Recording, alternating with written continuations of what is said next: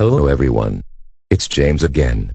And in today's video, I want to talk more about the love baiting the narcissist will do to reel you back into their toxic life, which will end up putting yourself once again in an abusive situation. In the previous video, we talked about parents and loved ones. And in today's video we are going to cover new dating partners and spouses. Now, I do recommend going back to watch part 1, as these two different groups use a lot of the same tactics. However, the main difference is since this new person you're dating doesn't have history with you, they will make sure they come on real strong and do something very generous. This will leave a lasting impression with you, and it will make it a lot harder to leave this person once their toxic side starts to show. Parents and loved ones will do this too. However, most of the time, they know they can rely on the fact their family, like you, won't cut ties with your mother or father, because no matter what bad things they do, they know you have a soft spot for them, because they are your mother and father. Now still, this parent might do a good deed just to get points and bring you back in for more abuse. But when we are dealing with a new dating partner, this is really the only hand they can play, because they have no history with you.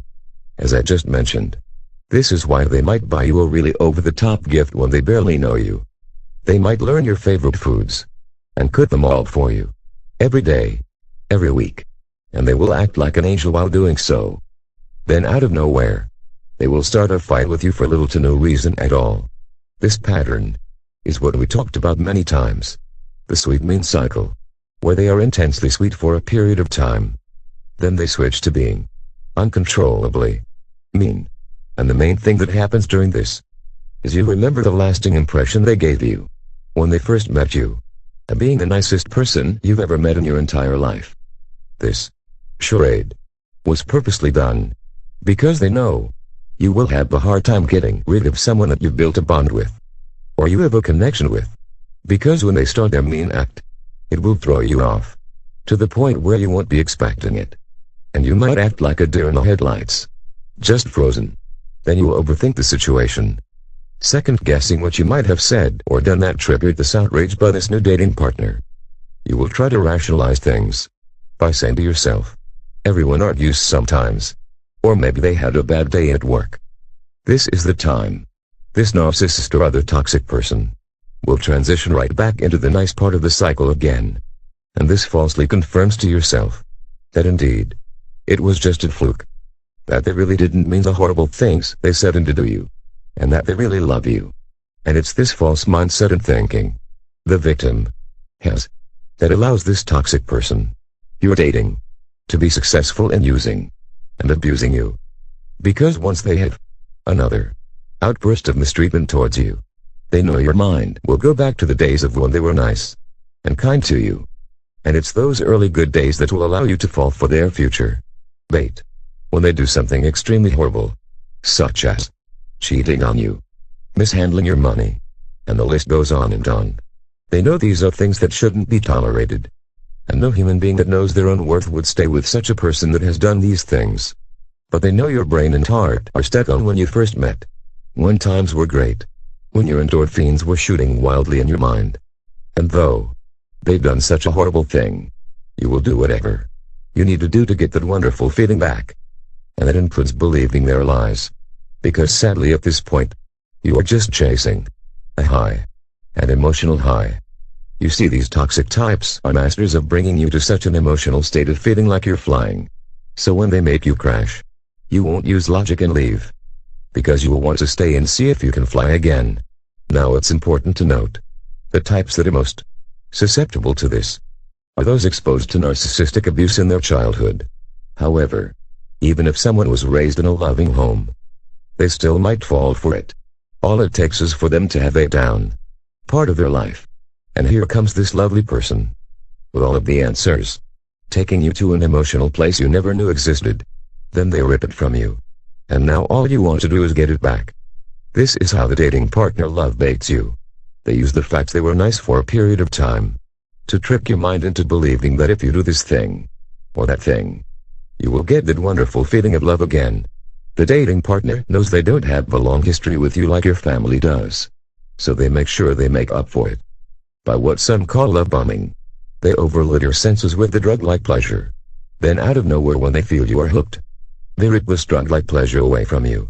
So instead of thinking rationally, you'll believe whatever lie they tell, and do whatever unreasonable thing they ask you to do, with the hopes you will be able to get that feeling back. And when they think they've pushed you too far, all it takes is for them to have a nice dinner with you, or one more good time together, to lure you right back in. This is why it's so important to stay awake and alert in every instance of any relationship you have with someone, regardless if it's just your friend, or someone you're newly dating, or someone you're married to. Always think logically. Think about how many times you just blew up at someone you loved for no reason at all. And more than likely the answer is never. Then you have to ask yourself, why would someone that is so nice and kind all of a sudden turn into such a horrible person? Then right back to someone nice again, without warning. You have to be prepared to walk out of the relationship for your own safety. And I will stress this: the earlier you can spot this behavior, the easier of time you will have of leaving such a person. Let's say you've been dating this person for a year. The year has been nothing but bliss. Then out of nowhere, this person turns on you like a pit bull. They start accusing you of cheating on them for no reason. They start calling you names like worthless loser. They start criticizing everything you do.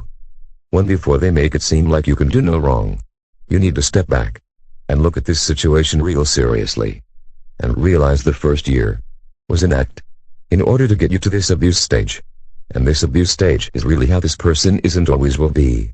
Okay. Backpedal and shed a few crocodile tears and offer what I call a hollow apology. You still need to hold firm and strong and just leave. As I've mentioned before, they might call you 100 times a day for a week or two, or maybe even a month. But eventually you will not hear from them again. Why is that? They have another victim, that's why. Now it's possible, if you frequent the same places, they might try this love baiting or bombing technique on you again. Because though they might have someone else, narcissists love to have multiple victims on the line, just in case one leaves.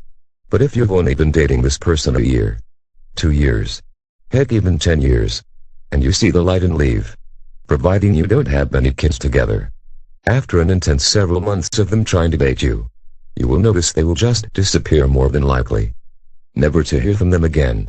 So this is the one thing you can learn from this love baiting talk. The less attachments you have with this person, and the less of a reason you have to interact with this person. If you choose to leave, they might pursue you for a little while. But once they realize this baiting is no longer working with you, and you can now see them for what and who they are, they will leave you alone and pursue new victims they can scam. Though I gave a year time frame, usually most toxic people can only hold up their sweet or nice mask, it seems, for approximately 6 months. If that. Most victims I've talked to have stated there were obvious signs within the first month, but they just ignored it. And more than likely why they ignored it was because the narcissist or toxic person established a real strong and intoxicating first and lasting impression in the mind of this person. So when their mask started to slip, it was easy to bait them back in with a kind word, a smile, with sex, or with the gift. The goal of everyone out there should be to stay awake during your relationships, and don't feel like you're the bad guy for leaving someone for just one crazy outburst. Be happy that outburst happened, and you've had a chance to see these things in 3, 5, or 6 months, the type of a person they really are. Because what we know about narcissists and other toxic people, they see our kindness and willingness to take them back as a big-time weakness. I will say it again. You're not the bad guy for walking away. And no, they will just find someone else to do this to. Note them standing there claiming how much they love you, with tears in their eyes, is a big-time act. And they're nothing but a phony. You see, normal people don't treat you nice one second and horrible the next. If someone loves cooking you your favorite meal when they first meet you, more than likely, they're still doing the same thing happily 6 years from now. If they like walking at the park with you and people watching, more than likely, they won't start screaming at you and calling you a loser for walking too slow a year later. If she's really a nice, good-hearted person, nor will she have to say, "Oh, I'm so sorry. I just had a bad day at work. That's why I yelled at you. A true good person doesn't change like that. You won't see white swings of their behavior. Now this doesn't mean that we are always in chipper moods. But even when we are annoyed or bothered, we still treat our loved ones with respect. You always have to ask yourself, would you have done to someone what they just did to you? If the answer is no, don't let any sweet words bait you back into debating this issue with them, or taking them back. Because the minute that you are debating with someone who clearly knows they are in the wrong, why they are wrong to begin with, you've totally lost. Because that's exactly what this toxic person wants you to do. Because if you are debating or arguing with them, they have already baited you back in. And now it's just a matter of pulling out your love strings. And it's all over. And the longer you stay, the more attachments you will gain with this toxic person, such as children, homes, and mutual debt. So realize this love baiting thing is real. Don't get thrown off when it happens. Remain calm, cool, and collected. Realize what's going on, and make the conscious choice to not participate in this person's life any longer. Because now you know what the bait looks like. You can do a better job of not falling for this bait anymore. And remember, the quicker you get away from toxic people in your life, you have opened your life up to the chance of meeting really good decent people. Decent people that aren't toxic. That are loving today, tomorrow, next year, and 20 years from now. They are the same on day 1 as they are on the day 10,000. And the only way to meet these people is to stop falling for the love bait of those that are toxic. Like I always say, knowledge is power. The more we know, the more we can lead happy and healthy lives. Until next time, bye for now. And be good to yourself.